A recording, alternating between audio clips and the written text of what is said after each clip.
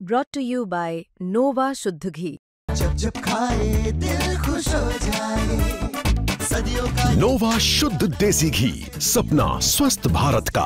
I love घी।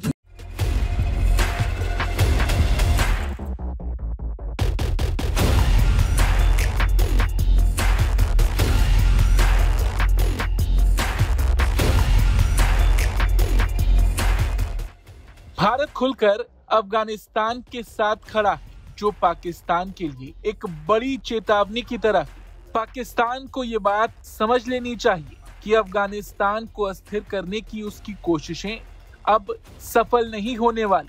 भारत के विदेश मंत्रालय के प्रवक्ता रणधीर जायसवाल ने साफ शब्दों में कहा कि पाकिस्तान द्वारा सीमा पार आतंकवाद को बढ़ावा देना पड़ोसी देशों के लिए अस्वीकार्य है। भारत ने अफगानिस्तान की संप्रभुता, स्वतंत्रता और क्षेत्रीय अखंडता के समर्थन को दोहराया।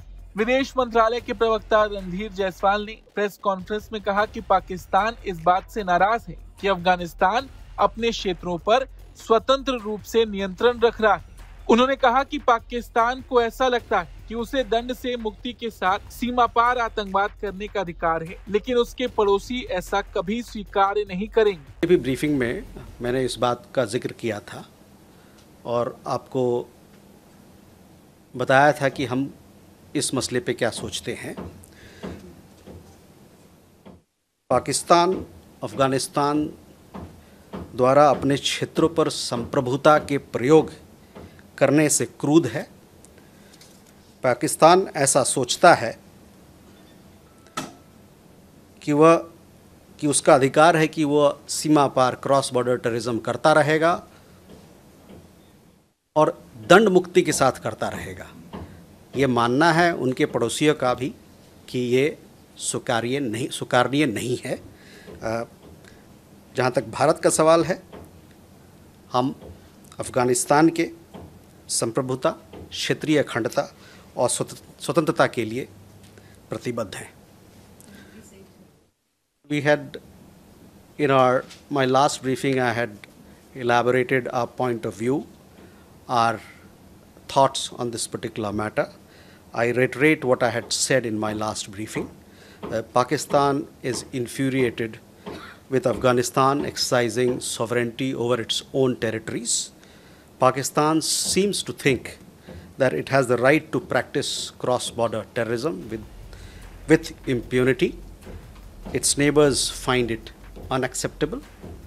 India remains fully committed to the sovereignty, territorial integrity and independence of Afghanistan. ये बयान ऐसे वक्त में आया है जब पाकिस्तान और अफगानिस्तान के बीच सीमा पर तनाव बढ़ा हुआ है। हाल ही में पाकिस्तानी हवाई हमलों के बाद दोनों देशों के बीच सैन्य झड़पें शुरू हुई थी। अफगानिस्तान ने इन हमलों का जवाब दिया, जिससे संघर्ष और बढ़ गया।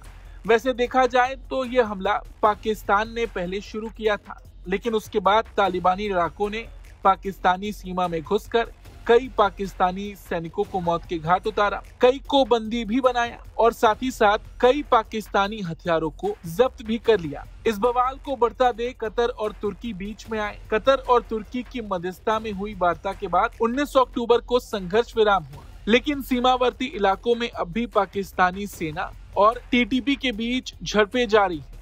आपको बता दें, टीटीपी को लेकर ही ये सारा बवाल हो रहा है। तहरीके तालिबान पाकिस्तान ये लगातार पाकिस्तानी सेना पर हमले कर रहा और इसी आतंकी संगठन को लेकर पाकिस्तान बौखलाया हुआ। उसका आरोप है कि इस आतंकी संगठन को अफगानिस्तान का समर्थन मिला है और इसी वजह से ये बवाल भी शुरू हुआ। वहीं पाकिस्तान के रक्षा मंत्री ख्वाजा आसिफ, जो अक्सर उल्टी सीधी बयानबाजियों के चलते सुर्खियों में रहते हैं, उन्होंने तो ये तक धमकी दी है कि अगर पाकिस्तान में कोई आतंकी हमला हुआ तो वो अफगान तालिबान को खत्म कर देंगे।